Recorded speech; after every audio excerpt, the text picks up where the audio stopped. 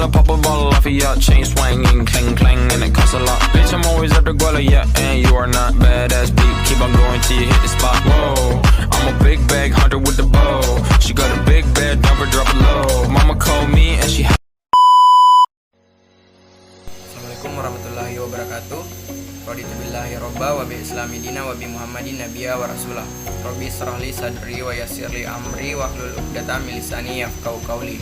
Video ini dibuat untuk memenuhi tugas mata kuliah Morfologi Bahasa Indonesia dosen pengampu Rosmini Kasman SPD MPD. Baik, kami dari kelompok 5 dengan materi istilah jenis kata yang terdapat dalam kurikulum 2013. Baik, langsung saja untuk materi yang dibawakan oleh teman-teman kelompok saya. Seperti diketahui, penilaian adalah serangkaian proses untuk mengukur ketercapaian kompetensi siswa. Proses tersebut dilaksanakan secara berkesinambungan dalam proses belajar. Tujuannya untuk memantau kemajuan maupun perbaikan hasil belajar siswa. Halo guys, sebelum itu perkenalkan nama saya Nur Aslisa sebagai pemateri kedua. Saya akan melanjutkan materi yang telah dipaparkan oleh teman kelompok saya. Jadi materi yang saya bahas yaitu istilah jenis kata dalam kurikulum 2013. Merujuk pada Permendikbud nomor 23 tahun 2016 tentang standar penilaian revisi kurikulum 2013. Ada beberapa istilah yang sering digunakan dalam kegiatan penilaian oleh guru di sekolah. Jadi yang pertama yaitu ketuntasan belajar minimal atau KBM. Jadi KBM ini adalah kriteria pencapaian ketuntasan minimal pada satu atau dua kompetensi dasar.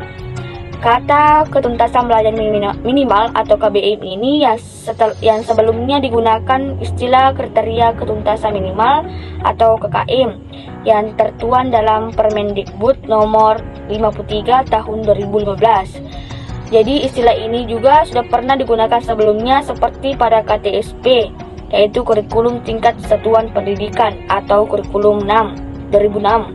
Ada juga menggunakan istilah SKBM yaitu syarat ketuntasan belajar minimal. Kemudian istilah yang kedua yaitu penilaian harian atau PH. Jadi pengukuran pencapaian kompetensi siswa secara berkala setelah menyelesaikan satu atau lebih kompetensi dasar. Kata penilaian harian atau PH ini sebelumnya dikenal dengan istilah UH atau ulangan harian, semacam kegiatan yang dilakukan untuk mengukur pencapaian kompetensi siswa dan dijadikan acuan sebagai prestasi belajar. Kemudian istilah yang ketiga yaitu penilaian tengah semester atau PTS. Jadi penilaian pengukuran pencapaian kompetensi siswa telah melaksanakan beberapa minggu kegiatan pembelajaran. Penilaian mencakup seluruh indikator pada KD tersebut. Sebelumnya, istilah penilaian tengah semester atau PTS ini dinamakan sebagai UTS atau ujian tengah semester. Baik, itu saja materi yang saya bahas pada video kali ini. Saya alihkan ke pemateri berikutnya. 4.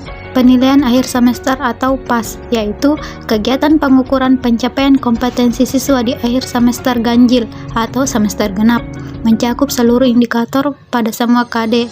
Sebelumnya digunakan istilah UAS atau ujian akhir semester, PAS untuk semester gasal atau ganjil dan semester genap.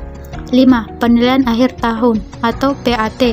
Sebelum PAT digunakan istilah UKK yaitu ujian kenaikan kelas. PAT terdiri dari materi soal pada semester ganjil 25% dan semester genap 75%. Kenaikan kelas ditentukan oleh PAT.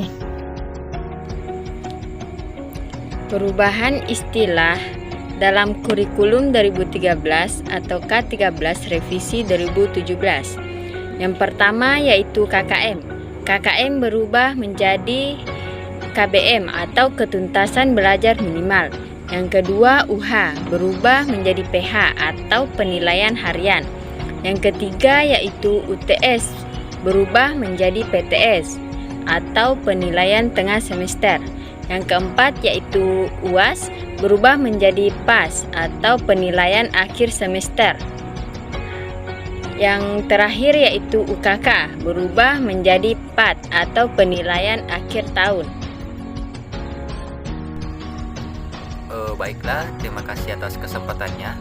Saya Bagus Artika akan melanjutkan materi dari teman saya, yaitu siswa dinyatakan tidak naik kelas apabila pertama, terdapat 3 nilai mata pelajaran yang ketuntasan pelajaran minimalnya tidak tuntas.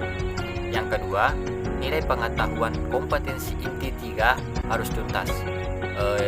Yaitu kompetensi inti 3 dimaksud kompetensi inti pengetahuan. Nah, yang ketiga, nilai keterampilan kompetensi inti 4 harus tuntas.